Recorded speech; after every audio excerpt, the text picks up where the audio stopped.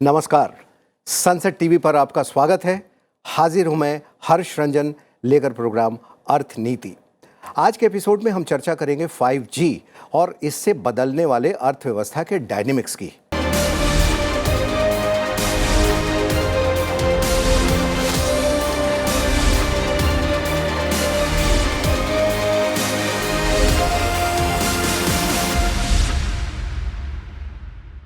कुछ सप्ताह पहले ही भारत ब्रिटेन को पीछे छोड़ दुनिया की 5वीं बड़ी अर्थव्यवस्था बना है। अब भारत में 5G भी लॉन्च हो चुका है। ये 5G तकनीक हमारी इकोनॉमी को कैसे 5वें से चौथे और फिर तीसरे नंबर पर ले जाने में सहायक बनेगी, इसे हम विस्तार से समझेंगे इस एपिसोड में। लेकिन उसके पहले मैं आपको 2 दशक पहले के अतीत में ले जाना चाहता हूँ, ताकि हम अपने आर्थिक विकास की कहानी को एक बार रिविजिट करें। अपने जीवन की 2 घटनाओं को याद करिए। पहली, जब हम आज से 20-25 बरस पहले दूसरे शहर में फ़ोन करने के लिए किसी एसटीडी या आईएसडी बूथ पर जाते थे। हम रात के 10 बजे के बाद वहां जाना पसंद करते थे, क्योंकि उस समय दिन की तुलना में फ़ोन करने के लिए 1/4 पैसे ही देने पड़ते थे। इन एसटीडी बूथों पर भी हम लंबी कतार में खड़े रहते थे और फिर 1-2 घंटे की कड़ी मशक्क़त के बाद अपने जानने वाले से बात कर एक विजयी मुद्रा में बाहर निकलते थे। एक दूसरी स्थिति देखें, जब हमें हर काम करने के लिए पैसे नकद में देने होते थे। पैसे निकालने के लिए बैंक जाना, बैंक में खिड़की से टोकन लेना, फिर आधे 1 घंटे का इंतज़ार, फिर बैंक के बाबू का एक लंबा चौड़ा लेज़र रजिस्टर निकालना, कलम से उस पर डेबिट क्रेडिट करना, आपका सिग्नेचर मिलाया जाना, फिर तीसरे काउंटर में कतार में खड़े होकर कैश पैसे लेना, उसे 2 बार गिनना, पासबुक अपडेट कराना और फिर नोटों को बड़ी ही हिफाजत से रखकर बैंक से बाहर निकलना। अभी तो आप इतना सुनने में ही बोर हो रहे होंगे, और कुल 3-4 घंटे की बैंक में मशक्क़त के बाद जो एहसास हमें जीत का होता था, वो फीलिंग आप नहीं ला सकते, क्योंकि अब पूरी दुनिया अपनी मर्ज़ी से आप जब चाहें तब फ़ोन कर सकते हैं। अपने मोबाइल फ़ोन पे आप पूरी बैंकिंग कर सकते हैं। और ये सब कैसे संभव हुआ? ये सब संभव हुआ देश में 3G आने के बाद, और उसे और आसान बनाया 4G में। और अब तो बारी है 5G की, और 5G पूरी हमारी दुनिया को बदल कर रख देगा। इस बारे में हम चर्चा करेंगे। हमारे साथ 2 खास मेहमान हैं।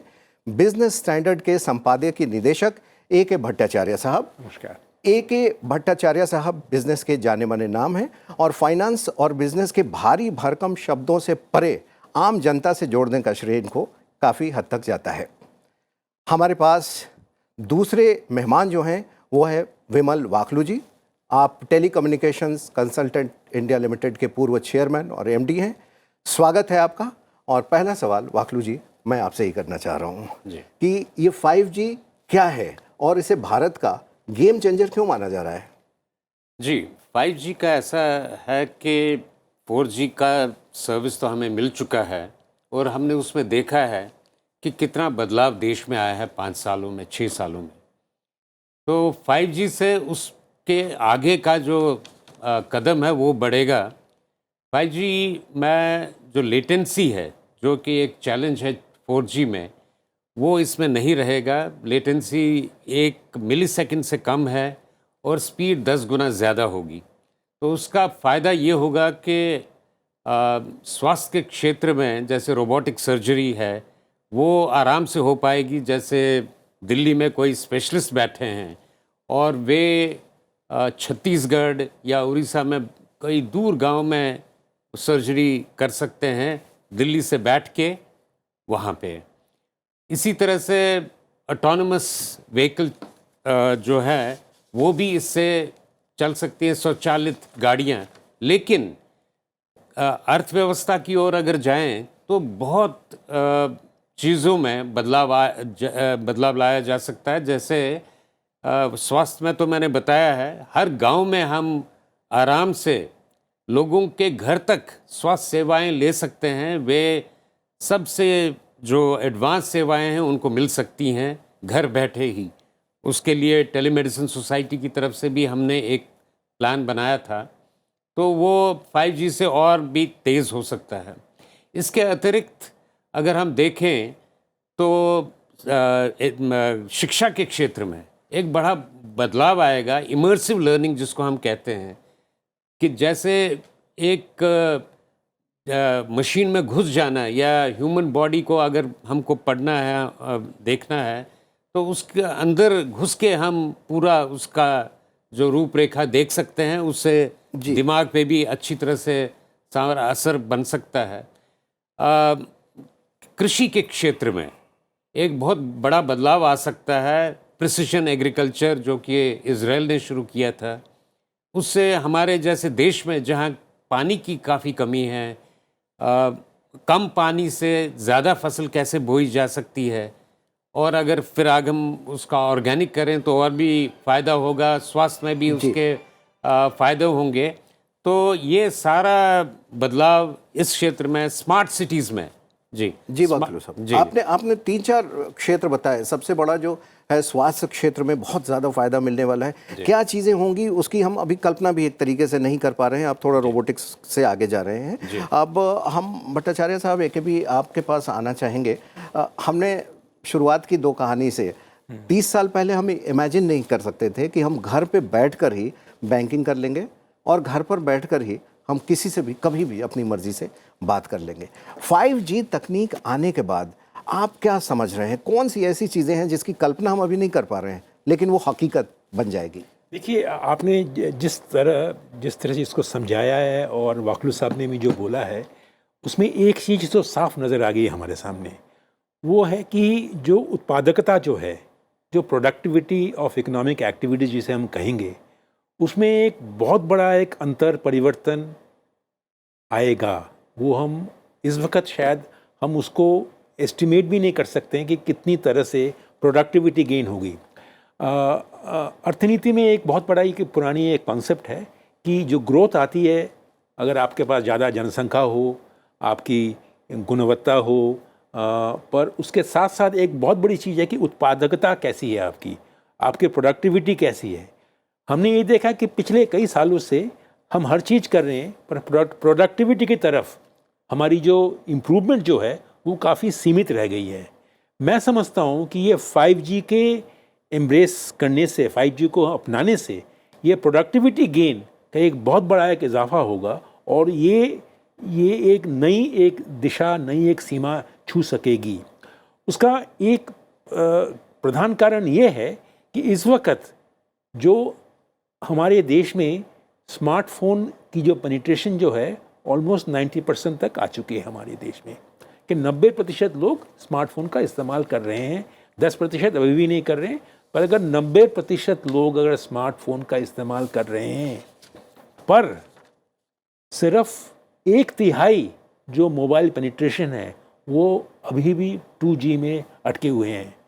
तो आप ये समझ लीजिए, अगर 3G, 4G और 5G ये तीनों अगर आपके सामने ऑप्शंस आ जाएंगे, तो ये जो 1/3 लोग जो अभी भी 2G में फंसे हुए हैं, वो सडनली एक नए जगत में, वर्चुअल रियलिटी की स्कोप में आ जाएंगे।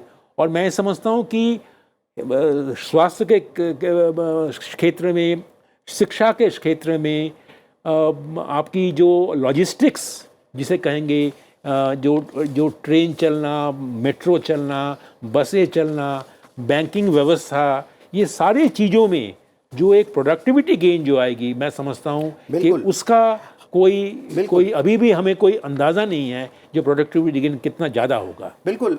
ये जो 5G आ रहा है, इस 5G के आने से जिन क्षेत्रों को सबसे बड़ा फ़ायदा मिलने वाला है और जिसमें बहुत उफान आने वाला है, हम उन क्षेत्रों को हमने लिस्ट किया है। और 10 अगर हम ये क्षेत्र बताएं ग्राफिक्स के माध्यम से कि 5G से सबसे बड़े फ़ायदे वाले कौन से क्षेत्र हैं, तो जाहिर सी बात है इनमें स्वास्थ्य सबसे ऊपर है, शिक्षा का क्षेत्र है, ढांचागत विकास की हम अगर बात करें तो इसमें 5G टेक्निक से बहुत फ़ायदा होगा क्योंकि ड्रोन्स वगैरह हम उड़ा पाएंगे।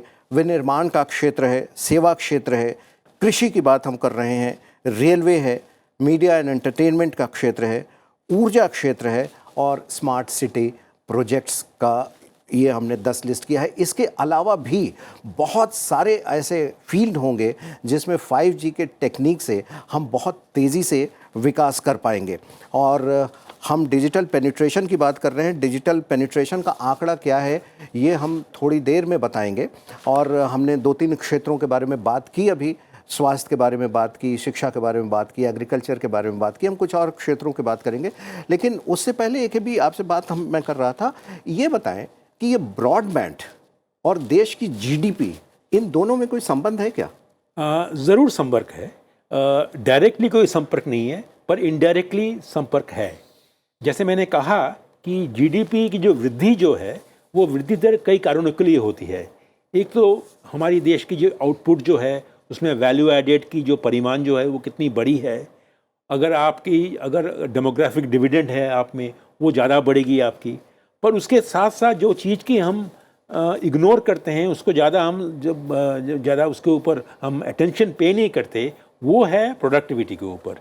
और मैं ये समझता हूँ ये टेक्नोलॉजी, ये 5G जो प्रोडक्टिविटी गेन जो लाएगी, जैसे मान लीजिए शिक्षा की बात की हमने, अगर इस वक्त एक वर्चुअल रियलिटी जो एजुकेशन जो है, वो हम उसकी अगर 10% का स्कोप भी हमने उसको एक्सप्लॉइट अभी तक नहीं किया है। अगर विदेश में या हमारे देश में कोई बड़ी यूनिवर्सिटी है, अगर दिल्ली की कोई बड़ी यूनिवर्सिटी के क्लासरूम अगर हम एक उत्तर प्रदेश के एक गांव में, पिछड़े हुए गांव में तैयार करना चाहते हैं और उनके बच्चों को वो शिक्षा प्रदान करना चाहते हैं, मैं समझता हूं कि 5G की टेक्नोलॉजी उसके लिए बहुत बड़ी एक काम देगी। उसी तरह जैसे वाकलू साहब ने भी कहा कि लेटेंसी कम हो जाती है इसमें, उसमें पेनिट्रेशन बढ़ जाता है। और मान लीजिए जो लॉजिस्टिक्स क्षेत्र में जो है, लॉजिस्टिक्स क्षेत्र में भी जो स्कोप फॉर एरर्स कम हो जाते हैं, और तो ये सारे गेन जीडीपी में कन्वर्ट हो जाते हैं। ये कन्वर्ट हो जाते हैं। अभी हम एक ग्राफिक्स चला रहे थे और यहाँ हम ये दिखाने की अभी कोशिश कर रहे थे, मैं अपने पैनल से बोलूँगा कि वो फुल स्क्रीन उस ग्राफिक को रखें, कि हम देखें कि कैसे डिजिटल लेन देन में बढ़ोतरी हुई है लगातार। ये आप लेफ़्ट साइड पे देखें कि अप्रैल 2021 में जो डिजिटल लेन देन था वो 15,887 करोड़ रुपए है, और लगातार ये बढ़ता गया, मई, जून, जुलाई, अगस्त। उसके बाद आप सीधे आए मार्च 2022, यानी कि एक साल बाद ये 15,000 से बढ़कर 23,000 करोड़ रुपए से कहीं ज़्यादा की हो गई। और अभी अगर अगस्त 2022 में हम देखें तो अभी हमने जो डिजिटल लेन देन किया है वो 28,769 करोड़ रुपए का किया है, ये सरकारी आंकड़ा है। और इस तरीके से हम लगातार देख रहे हैं कि ज़्यादा से ज़्यादा लोग इससे जुड़ते जा रहे हैं। टेली कम्युनिकेशन में लंबे समय का अनुभव रखते हैं वाकलू साहब, आप ये बताएं कि टेली कम्युनिकेशन किस तरीके से लोगों के अंदर समा रहा है। अब आप कहीं जाते हैं, जैसे हम सब्जी खरीदने जाते हैं, 10 रुपये, 15, 20 रुपये, वो व्यक्ति भी कैश नहीं लेता है, बोलता है पेटीएम से आप पे कर दीजिए। तो ये इस तरीके से इसका कितना बड़ा और बदलाव होगा 5G के बाद? देखिए, ट्रांजैक्शंस में बढ़ोतरी तो होगी, इसमें कोई दो राय नहीं है।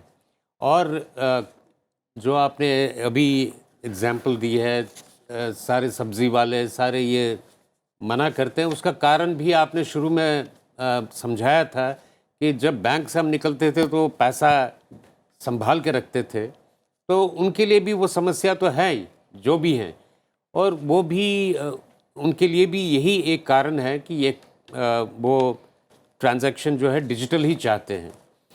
तो अब इसमें 5G से ये बढ़ोतरी होगी कि एक तो इमीडिएट ट्रांजैक्शंस होंगे, फेल्ड ट्रांजैक्शंस कम होंगे, और उसमें भी 5G में आगे सिक्योरिटी वगैरह का भी चैलेंज भी रह सकता है और उसके फ़ायदे भी मिल सकते हैं, और ट्रांजैक्शन ज़्यादा सिक्योर होने से और ज़्यादा ट्रांजैक्शंस और भी बढ़ जाएंगे।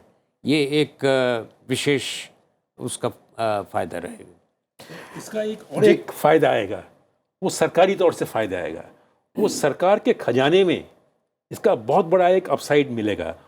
इस वक्त जो ये डिजिटल पेमेंट अगर और भी इजी बन जाए 5G या 4G के ज़्यादा प्रसार से, मैं समझता हूँ सरकारी खजाने में इसका इम्पैक्ट बहुत ही पॉजिटिव होता है, क्योंकि जो डिजिटल ट्रैकिंग जो पहले नहीं हो सकती थी, अब वो डिजिटल ट्रैकिंग हो सकती है, और ट्रांजैक्शंस सरकारी दायरे के बाहर नहीं हो सकती है, वो अकाउंटिंग दायरे के अंदर होगी। इसका मतलब वो ट्रैकिंग अच्छी होगी और सरकारी खजाने में इसका एक पॉजिटिव इम्पैक्ट होगा, उससे भी जीडीपी का एक इम्पैक्ट होगा। ये वाकलू साहब इन्होंने बहुत इम्पोर्टेंट बात कही, बहुत इम्पोर्टेंट। इससे भ्रष्टाचार में तो एक तरफ लगाम लगेगी ही। आपसे मेरा एक सवाल ये है कि जब हम 3G से 4G पहुंचे, 4G से अब 5G पहुंच रहे हैं, लगातार इंफ्रास्ट्रक्चर, ब्रॉडबैंड इंफ्रास्ट्रक्चर डेवलपमेंट भी बहुत ऊंची, बहुत इम्पॉर्टेंट चीज़ है जी। हमारा देश आज कहाँ खड़ा है ब्रॉडबैंड इंफ्रास्ट्रक्चर डेवलपमेंट में? मेरा मतलब ऑप्टिक फाइबर केबल से। जी, देखिए ऐसा है कि एक स्कीम शुरू की गई थी, भारत नेट। तो ये मतलब पहले उसको नोफन कहते थे हम। उसका एम ये था कि हर ग्राम पंचायत में हम ऑप्टिकल फाइबर पहुंचाएं, क्योंकि भारत तो 70% गांव में ही रहता है, तो हर गांव को हमको कनेक्ट करना है। तो अभी भी काफ़ी ग्राम पंचायत तो कनेक्ट हो चुके हैं। साथ में अब एक और है कि जो बाकी 4 लाख गांव हैं वहाँ तक भी इसको पहुँचाना है, तभी जाके ब्रॉडबैंड कनेक्टिविटी पूरी मानी जाएगी। लेकिन एक और चीज़ हो रही है जो मे बी इससे सीधा जुड़ा नहीं है। अब सैटेलाइट लियो सर्विस भी देश में चालू हो जानी चाहिए, मतलब अभी कुछ महीने में या 1 साल भर में वो भी आरंभ हो जाएगी। और उसके आरंभ होने के बाद हर गांव कवर हो सकता है और 5G और वो मिल के पूरा ब्रॉडबैंड सर्विस पूरे देश में आ सकती है, और उससे फिर जो अर्थव्यवस्था है उसको एक नई दिशा मिलेगी। ये सरकार ने पिछले 6-7 वर्षों में ऑप्टिक फाइबर बिछाने का काम बहुत तेज़ी से किया है। मैंने स्वयं देखा है अरुणाचल प्रदेश और नागालैंड जैसी जगहों पे भी, जहाँ बड़ा दुर्गम स्थान है, लगातार ऑप्टिक फाइबर बिछाने का काम हुआ है, अभी भी चल रहा है। और वही नहीं, समंदर में भी भारत ने ऑप्टिक फाइबर बिछाया है, यहाँ से पोर्ट ब्लेयर तक। जी। तो ये काम कितना कठिन होता है। और एक और इंटरनेशनली हमने सुना है, आप उसकी डिटेल बता पाएंगे, कि सिंगापुर जो है उसे आप जंक्शन कह सकते हैं, कि वहाँ हर जगह ब्रॉडबैंड ऑप्टिक फाइबर वहाँ आके मिलता है। और हम कोई MMITS, Malaysia, Myanmar, India, Thailand, Singapore, ये कौन सी लाइन बिछ रही है, क्या है ये? ऐसा है कि ऑप्टिकल फाइबर तो अभी भी है, और मतलब इन देशों को जोड़ते हुए, क्योंकि जो इंटरनेशनल ऑप्टिकल फाइबर केबल्स हैं वो तो लगी हैं। लेकिन अब इसमें एक विशेष बात ये रहेगी कि वो अंडमान से होकर जाएगी। तो इससे अंडमान के जो सारे एरियाज़ हैं वो तो कवर हो ही जाएंगे, और साथ में हम उस मेन चीज़ से एक ऑल्टरनेटिव रूट जोड़ पाएंगे उससे। ये एक फ़ायदा है। और आपको तो पता ही होगा कि फाइनली प्लान है कि इवन रोड हम पूरा वहाँ सिंगापुर तक ले जाएंगे यहाँ से, बिकॉज़ म्यांमार जो है, जो बॉर्डर पे है, वहाँ तक तो हम हैं ही। थाईलैंड वहाँ से, थाईलैंड से मलेशिया, मलेशिया से सिंगापुर। तो ये दोनों इंफ्रास्ट्रक्चर्स साथ साथ चल रहे हैं, सब पे काम चल रहा है।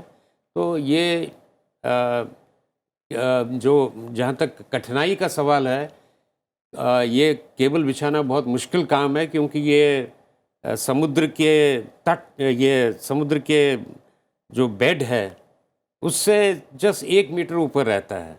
तो वो बिछाने का काम एक विशेष होता है, काफ़ी कठिन काम है।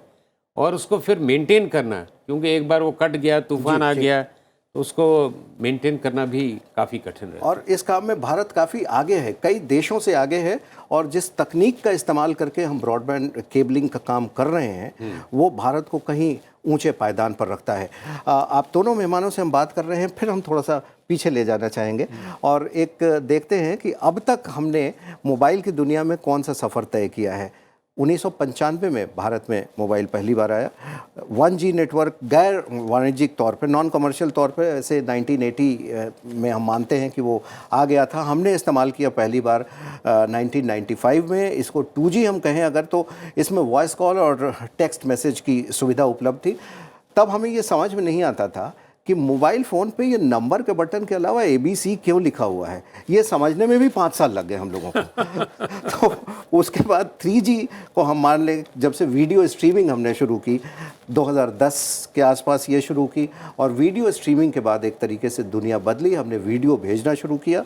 फिर 4G 2016, 3G से लगभग 15 गुना ज़्यादा स्पीड है 4G का, और इसने पूरी एक तरीके से दुनिया बदल कर रख दी। दुनिया मुट्ठी में अगर हम कहें, एक तरीके से हमारे पाम पे अब दुनिया है, हम जो चाहें कर सकते हैं, टिकट बुकिंग से लेकर। इसका अंदाज़ा दर्शकों आप इसी से लगा सकते हैं कि अगर 2 घंटे क्या 2 मिनट के लिए भी आप मोबाइल से ज़रा अलग होकर देखिए, आपको एक बेचैनी सी होने लगेगी। और यही बेचैनी बताती है कि मोबाइल किस तरीके से हमारे जीवन का एक बेहद अहम हिस्सा बन गया है। एक भी आप संपादक हैं, आप ये बताइए कि इस 4G और अब 5G का कैसे आप उपयोग करेंगे और क्या नई चीज़ें आप सोच रहे हैं कि अपने काम में इसको अपने? देखिए, एक तो मैं आपको मीडिया के एक रिप्रेजेंटेटिव होकर मैं कह सकता हूँ कि 4G का जो एक अवदान रहा है कि कोविड काल में जो दुनिया के अखबारें, एक दिन का भी गैप नहीं हुआ। हालांकि लॉकडाउन हो गया था, लोग ऑफिस में नहीं जा रहे थे, और लोगों ने अखबार बनाया है, अखबार छापा है, आपके चैनल ने सारा प्रोग्राम किया है, पर उसमें कोई लोगों को ऑफिस में आने की ज़रूरत नहीं थी। तो मैं समझता हूँ कि यही चीज़ आप और भी ज़्यादा देखेंगे ये 5G के आने से, क्योंकि 5G के आने से यही एक जो काम जो आज हम क्वालिटी 1 में कर रहे थे, और वही चीज़ हम क्वालिटी 2 या क्वालिटी 3 या क्वालिटी 4 में जाकर करेंगे। तो मैं ये समझता हूँ गुणवत्ता और उत्पादकता दोनों में एक बहुत बड़ी वृद्धि होगी। और उसके लिए एक चीज़ जो वाकलू साहब ने कहा था कि ब्रॉडबैंड इंफ्रास्ट्रक्चर की बहुत सख्त ज़रूरत भी होगी। अगर हम 5G को सक्सेसफुल मानना चाहेंगे तो ब्रॉडबैंड की भी बहुत, और वो दैट फाइबर नेट की जो ऑप्टिकल फाइबर की जो आपने जो जिक्र की, उसकी भी बहुत सख्त ज़रूरत होगी। और हम ये आशा करेंगे कि उसका भी प्रसार उसी तरह होगा जिस तरह के 5G का भी प्रसार हो रहा है। वाकलू साहब, आप ये बताएं कि ड्रोन की आप चर्चा कर रहे थे कि आने वाले समय में हम अगर आसमान की ओर अपनी नज़रें उठाएंगे तो बहुत सारे ड्रोन मिल जाएंगे उड़ते हुए। वो किस तरीके से 5G टेक्नोलॉजी से चलेंगे और कैसे हमारी दुनिया बदल रही है?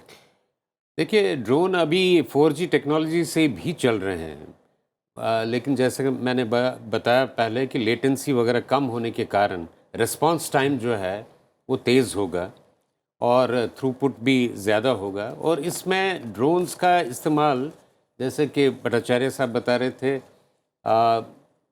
इस कोविड के दौरान काफ़ी उसका इस्तेमाल हुआ पूरा दुनिया में, हर चीज़ में, मेडिसिन ड्रॉप करने में, लोगों को अगर कोई इमरजेंसी सर्विस है उनको उठाने में भी, या लोगों का सैंपल लेना है, ब्लड सैंपल लेना है, उस सब चीज़ों में वो तो इस्तेमाल हुआ ही है। साथ में लॉजिस्टिक्स में इसका काफ़ी एप्लीकेशन है, एक जगह से दूसरी जगह करने का। और रेलवे वाले मैं देख रहा हूँ सर्वेलेंस के लिए जैसे आपने बताया, रेलवे के लिए भी ट्रैक्स मॉनिटर करना, क्योंकि खासकर आजकल जबकि टेररिज्म का काफ़ी चैलेंज है, तो पहले एक ट्रेन को आगे, इंजन को आगे भेजना पड़ता था पायलट करने के लिए। अब ये ड्रोन से हो सकता है, और रिस्पांस टाइम तेज़ होने से मतलब ये है कि डिले नहीं हो सकता है, मतलब उसमें काफ़ी कमी आएगी। बिल्कुल। तो ऐसे बहुत एप्लीकेशंस हैं ड्रोन्स के ही। और जो सुपरवाइजर की भूमिका है, हाँ, वो धीरे धीरे ड्रोन ले लेगा, कठिन क्षेत्रों में भी जाकर ऊपर मतलब से वो ले लेगा, क्योंकि रेलवे ऐसा कर रहा है, हम देख रहे हैं। एक छोटा सा सवाल है आपसे इकॉनमी से जुड़ा हुआ कि देखिए, अब हम केवल उपभोक्ता बाजार तो है नहीं है, ऐसा नहीं है कि हम सिर्फ कंज्यूम कर रहे हैं चीज़ों को, हम चीज़ें देश में ही बना रहे हैं, मेक इन इंडिया है, और हम निर्यात भी कर रहे हैं। 5G टेक्नोलॉजी में हम इसका कितना और फ़ायदा उठा पाएंगे बाहर के देशों को निर्यात करने में? 5G टेक्नोलॉजी से एक बहुत बड़ा जो फ़ायदा होगा वो है इंडस्ट्री 4.0, मतलब काफ़ी उसमें ऑटोमेशन होगा, और चीज़ें जैसे अभी चीन में हो रहा है तो वैसा यहाँ पे भी काफ़ी बड़े स्केल पे हो सकता है। ये मैन्युफैक्चरिंग हब बन सकता है इंडिया, क्योंकि काफ़ी लोग एक देश में सारा अपना मैन्युफैक्चरिंग सीमित न रख के दूसरे देशों में भी जाना चाहते हैं, और भारत उनमें से एक है। और भारत में भी जो अभी स्कीम्स अनाउंस हुई है, गति शक्ति एक महत्वपूर्ण है उसमें, तो उसमें ये एक 5G सर्विस ऐसे क्षेत्र में एक जो एनेबलिंग रोल प्ले करेगा, ताकि इंडस्ट्री 4.0 और बाकी सर्विसेज भी, जितनी यहाँ पे सॉफ्टवेयर डेवलपमेंट भी होता है, कई जगह आर्टिफिशियल इंटेलिजेंस में हम मशीन लर्निंग करते हैं, तो अभी एक देश से दूसरे देश में कोलैबोरेटिव मोड में भी हो सकता है, लो लेटेंसी के कारण और हाई स्पीड के कारण। तो ये सब चीज़ों में इंडिया एक बड़ा रोल प्ले कर सकता है, क्योंकि हमारे लोग ही विदेशों में भी यही काम कर रहे हैं, अब देश में बैठ के कर सकते हैं, ताकि देश में हमारा IPR भी बना रहे और हमको उसका एक्चुअल फ़ायदा मिले।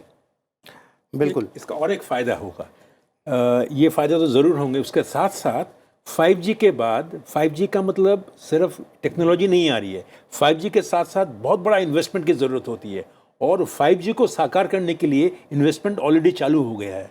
तो मैं ये समझता हूँ कि अर्थनीति के लिए ये 5G का लाना, ये इंफ्रास्ट्रक्चर क्रिएट करने की जो इन्वेस्टमेंट, जो एक पुश मिली है, वो एस्टिमेट है कि ये जो GDP का जो एक मल्टीप्लायर इफेक्ट जो होगा इसका, बहुत काफ़ी होगा। करीबन 34 बिलियन डॉलर का ऐसा कुछ एस्टिमेट आया है।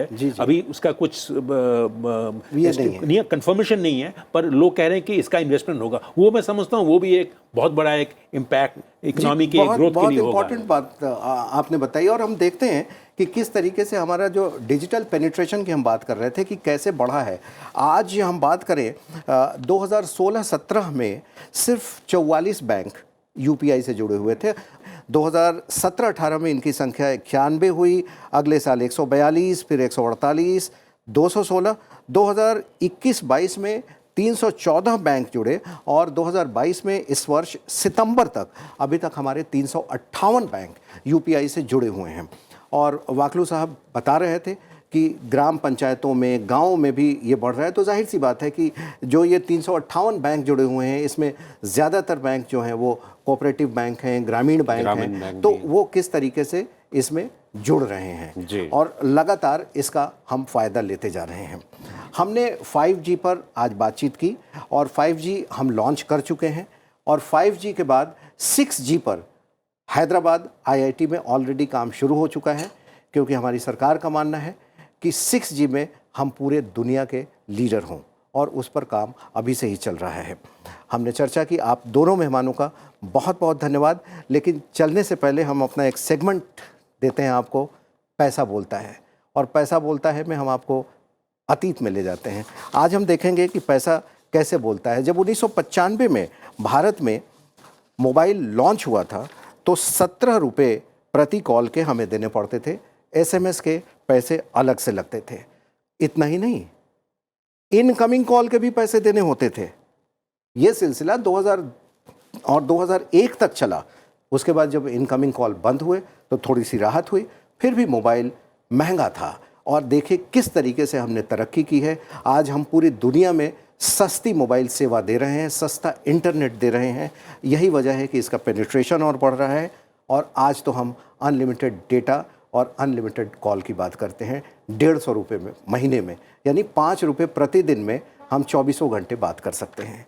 आप सभी दर्शकों का भी धन्यवाद, अपने मेहमानों का भी धन्यवाद।